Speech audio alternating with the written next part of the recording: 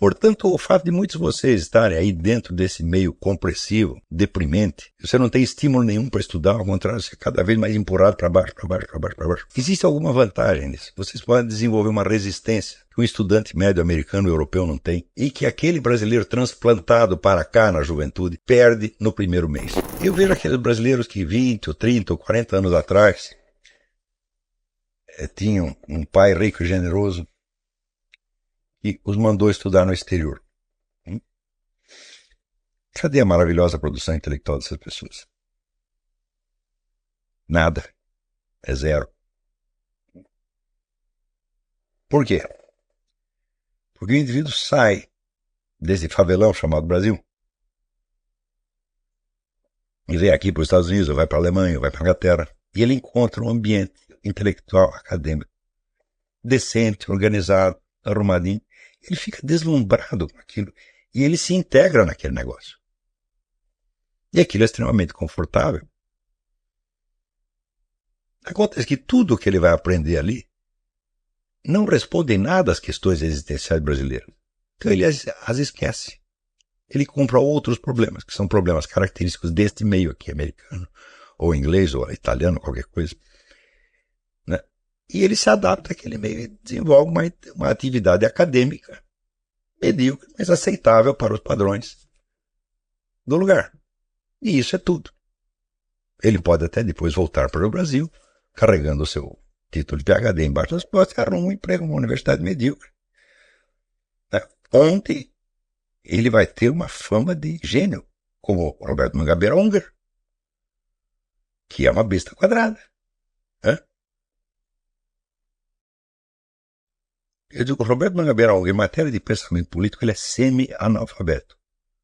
Ele não entendeu nada de nenhum assunto político que ele abordou.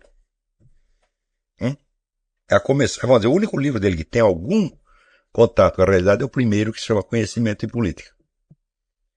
E mesmo assim, ele não chegou a ser inteligente o bastante para perceber a diferença entre, vamos dizer, a ideologia liberal e o regime econômico capitalista. Ele acha que são a mesma coisa.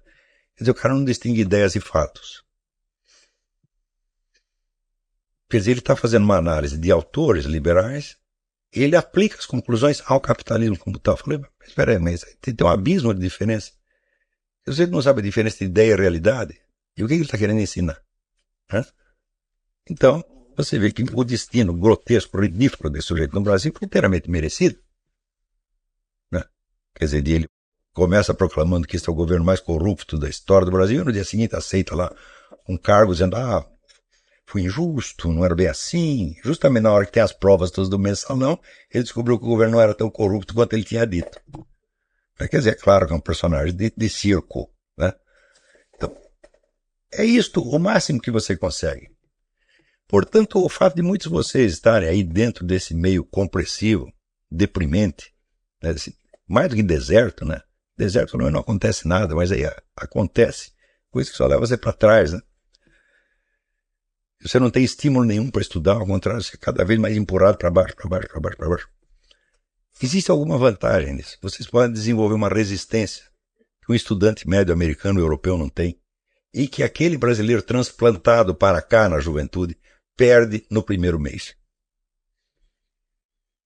Nesse sentido, eu acho que vocês devem estudar as vidas daqueles brasileiros que produziram alguns dos produtos mais dignos da nossa alta cultura e que foram a vida toda vítimas desse ambiente compressivo. Um deles é Lima Barreto. Você vê a vida de Lima Barreto, eu digo, mas aquilo é só desprezo, isolamento, né? Discriminação, boicote, falta de chance. E, no entanto, o sujeito escrevia os livros que era bem melhor do que tudo que os seus coetâneos estavam fazendo. Porque eu digo para estudar essas coisas, porque de certo modo essa é a sua vida. É isso que vai acontecer para você. E lutar contra isso e tentar preservar, a sua concentração e objetivos elevados no meio disto, vai lhe fazer muito bem, vai lhe fazer muito melhor do que você ter uma bolsa de estudo para Oxford. Hã?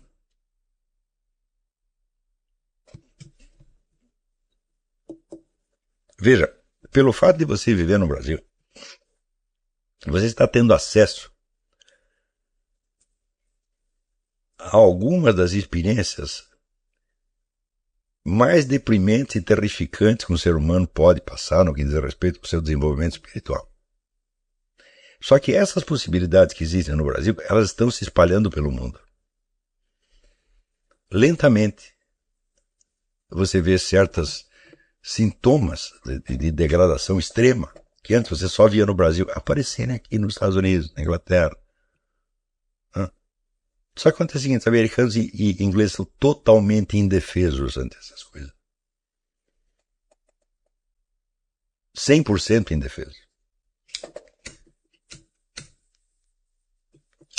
Justamente porque foram acostumados com outro patamar, você está entendendo, de educação, de alta cultura, etc, etc. Até de educação doméstica. Então, existem certas manifestações da degradação humana que são invisíveis a um americano europeu. Ele não percebe aquilo porque ele está fora da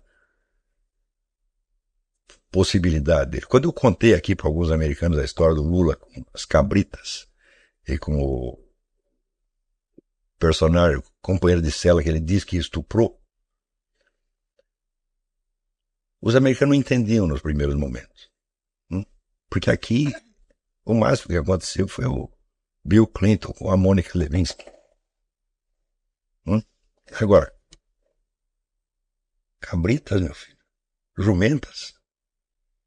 É evidente que qualquer pessoa aqui que tem uma relação com a jumenta ou com a cabrita, mesmo na infância, será imediatamente submetida a tratamento psiquiátrico. A família vai ficar alarmada, vai dizer, esse menino tá louco.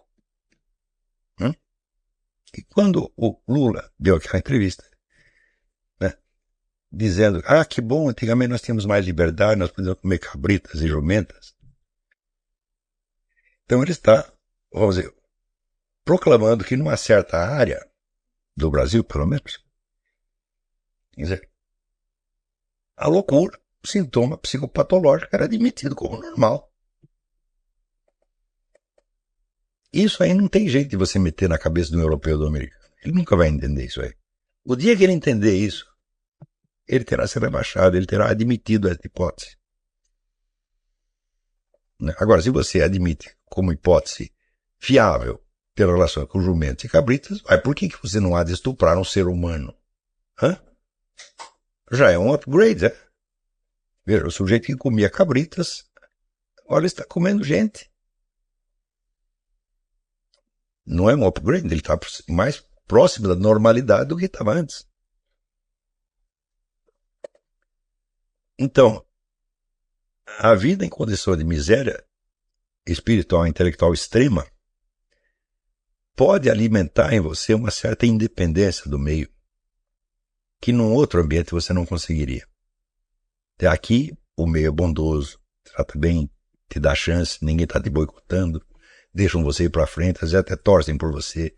Mesmo que não gostem do que você está dizendo, eles vão te empurrar para frente. Só vão te boicotar em casos extremos, evidentemente, né? Isso também existe, mas não é a norma, não é a regra. Então você se adapta facilmente ao ambiente. E se você se adapta ao ambiente, você se torna tão indefeso quanto os outros participantes do mesmo ambiente. Isso quer dizer que se você pegar um sujeito formado aqui nos Estados Unidos, ou em Oxford, ou na Sorbonne, e mandar para o Brasil, ele vai se degradar a um ponto que você não consegue imaginar. Você vê o caso do Pierre Verger, antropólogo formado na França. Chegou no Brasil, se encantou com o negócio do candomblé. E depois escreveu aquele livro, O Uso das Plantas na Cultura Yoruba, onde ele lá descreve rituais para você matar o seu adversário, para você fazer cair o pênis do seu inimigo e outras coisas similares. Isso aí que aconteceu com esse menino que apareceu cheio de agulha no corpo, aconteceu isso. E ele descreve aquilo sem perceber